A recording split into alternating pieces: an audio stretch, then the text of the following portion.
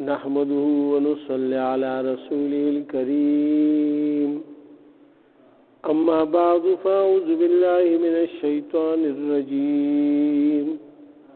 بسم الله الرحمن الرحيم قل إني نهيت أن أعبد الذين تدعون من دون الله قل لا أتبع أهواءكم قد ضللت إذا وما أنا من المهتدين قل إني على بينة من ربي وكذبتم به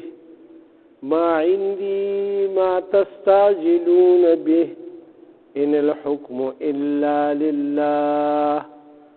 يقص الحق وهو خير الفاصلين صدق الله العظيم. دا سورة الانعام دے اوم سپارا او اوم رکو شروع کی گی. دیکھیں اللہ سبحانہ وتعالی فرمائی قل اے پیغمبر علیہ السلام تدیتو آیا انی نهیتو چې بشکا زمن کرشم ان اعبدا د دینا چې عبادتکم الذین د اغسزونو تدعونا چې اغه طرف اغه تاسو بلای یعنی بوتان شو یا نور سيزونه د الله نه ما سیوا چې څومره سيزونه څوک د چا عبادت کوي کنه دا ټول سيزونه په دې کې راځي. یعنی کوم سيزونه ته چې د الله نه ما سیوا چغي وهلی شي د مدد د پاره د نصرت د پاره یا د نور صدقه لپاره من دون الله دې کې الله پاک فرمایل چې د الله نه ما سیوا څومره سيزونه دي او هغه ته خلق چغي وهي د مدد د پاره یا په سختۍ کې یا په نرمۍ کې. نو الله سبحانه وتعالى فرمایي چې پیغمبر علیه الصلاۃ والسلام چې ته دې ته وایي چې زه دینه منې کړی شم چې زه دې ته چغي وام د مدد د پاره بلکې زما د مددگار الله دی. او دا مو فرمایا قل او ورته فرمایا لا اتبعو زه تابعداري نکوم اهواءکم تاسو د خواهشاتو. یعنی تاسو خدا غواړئ چې تم سره مرګره شاو د دې بوتانو عبادت کوا او زموږ ته په مذهب باندې اوسېګا نو زه تاسو د خواهشاتو یعنی متابعت نکوما.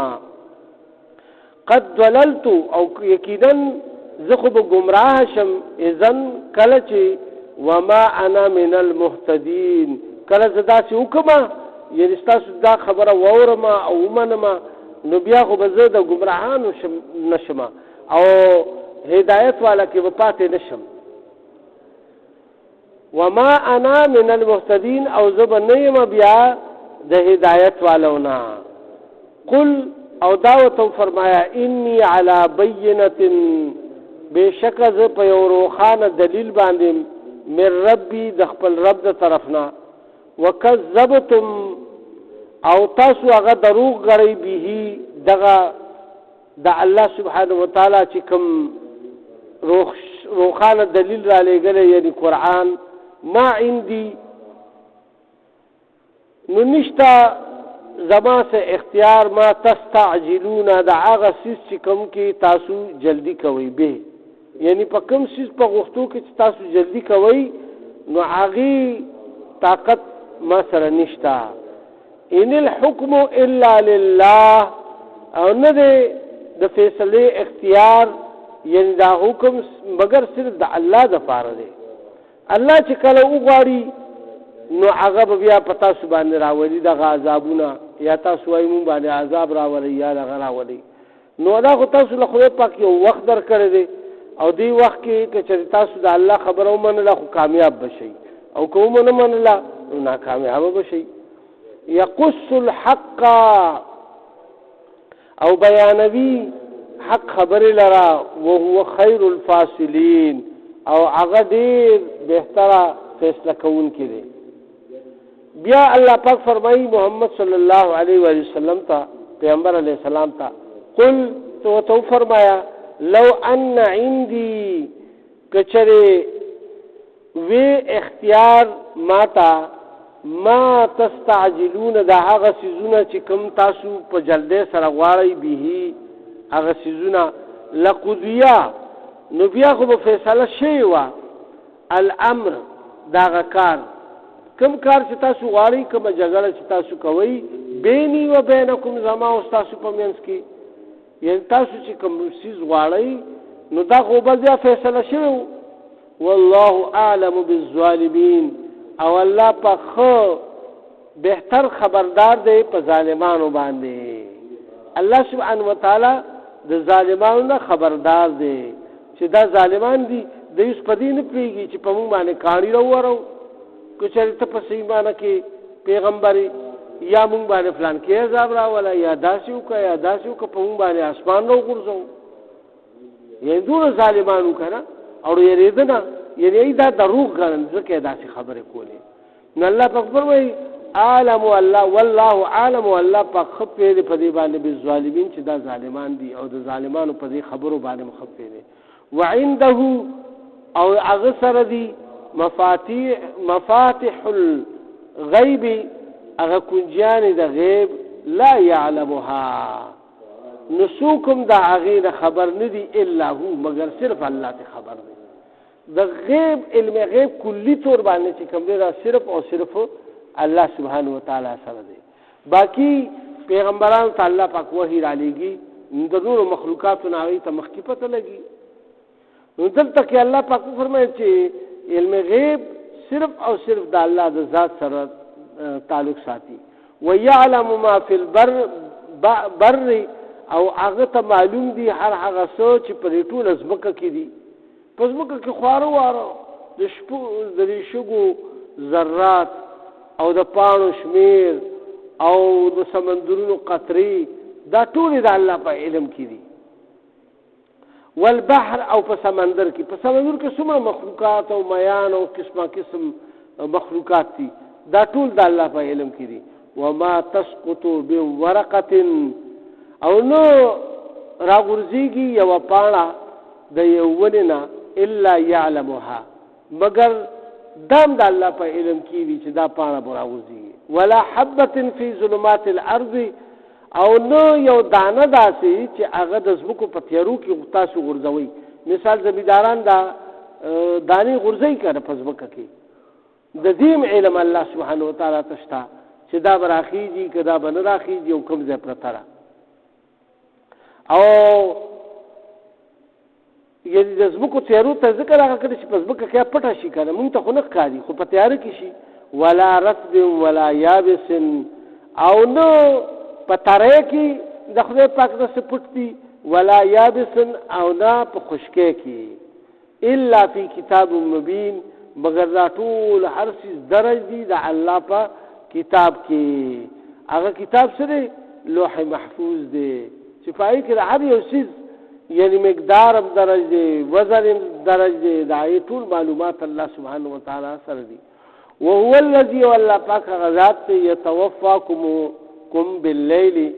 چې مړه کي تاسو یعنی روح قبض کي تاسو په شپه کې ويعلم ما جرحتم بالنهار او هغه خبردار دی او د هغه خبرونه چې کوم تاسو په ورځ کې کوي ثم يبعثهم فيه او کله چې تاسو بیا روچت شئ د دې په دې ورځ کې یعنی د خوب نه لیقضى اجل مسمى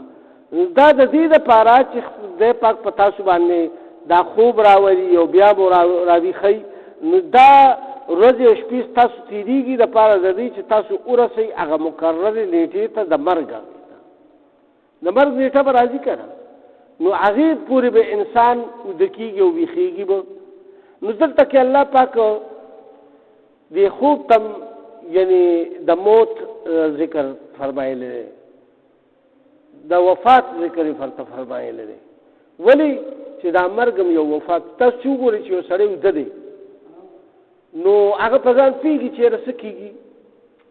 یعنی په هغه ښه خوب باندې چې سړی ورغلی وي که نه نو که څوک سم کوي نو بس کوي نو هغه ته پته نه لګي نو دغه شانتې الله سبحانه وتعالی دا یو مثال پیش کو چې تاسو ګوره هره شپه الله پاک مړه کوي یو قسم او که بیا الله پاک په تاسو کې دوباره سارا نه ولي نو بس مړه په مړه به پاتې شي. نو د دې لپاره الله پاک دا فرمایي چې تاسو هره شپه الله پاک مړه کوي او بیا د ورځې را پاسئ، او دا د دې لپاره د شپې او ورځې ستاسو تېرېږي او دغه شانتې بیخي کوي او د کېږي چې تاسو ورسېږئ هغه مکمل نیټې د مرګ ته، او هغه بیا مقرره نیټه ده، د هغې نه څوک وړاندې رسته نه شي کېدی. ثم الیه مرجعکم، نو بیا به تاسو هغه طرف ته واپس لاړ شئ. ثم ينبئکم، نو بیا به تاسو ته الله پاک خبر درکړي په خپله به ورته وایي بما کنتم تعملون، د هغه عملونو چې تاسو کړي دي. الله پاک به ورته وایي چې تا دا عمل کړی دی، وایه دا دې ولې کړی دی. الله سبحانه وتعالی ته به ولاړ یئ او چې مړه شئ نو الله ته به حاضرېږي انسان، نو چې کله حاضرېږي نو ورته به وایي چې تا دا عمل ولې کړی دي. او بعض احادیثو کې راځي چې د هر سړي عملنامه په ورځ د قیامت د ده په غاړه کې ځوړنده وي، او ور سړی په خپل عملنامه که هغه انپړ وي نه به پوهېږي. دلته خو انپړ خط نه شي پړاولی که نه، لیکن هغې عملنامه باندې به هغه پوهېږي. انکار به ترې نه شي کولی ځکه چې د په عمل په سټ کې به ځوړنده وي. د یو منټ یو سیکنډ هغه حرکات او سکنات چې چاته سترګه هم والي په هغې باندې الله پاک خبردار دی. اوف قدر ته کړي هغه الله پاک خبردار دی. دا ټول هر څه په دې کې راغلي دي. نو دلته کې الله پاک فرمایل چې ثم ينبئکم بما کنتم تعملون، نو بیا به تاسو ته خبر درکړي شي د هغه عملونو چې کوم تاسو کول په دنیا کې. نو الله پاک دې موږ ټول په دې باندې عمل توفیق راکړي، که په دې کې په معنا په مفهوم کې زموږ نه څه غلطي شي الله پاک دې راته معاف کړي. یا الله که په مونږ کې په کورونو هسپتالونو کې څومره بیماران شفایاب کړي، څومره قرضداران د قرضونو نه خلاص کړي، د چا څه شی دي حاجات دي یا الله د خپل غیبي خزانو ورته پوره کړي. د حق والالو د رزق فراخ سبب د ټولو مؤمنانو مسلمانانو په خپل کور کلي وطن باندې وکړي. یا الله موږ نه داسې کارونه والي چې ستاسو د رضا او د لقا او د قرب سبب جوړ شي. یا الله په آخر کې مو دا عظیم الشان کریمه نصیب کړي چې لا اله الا الله محمد رسول الله.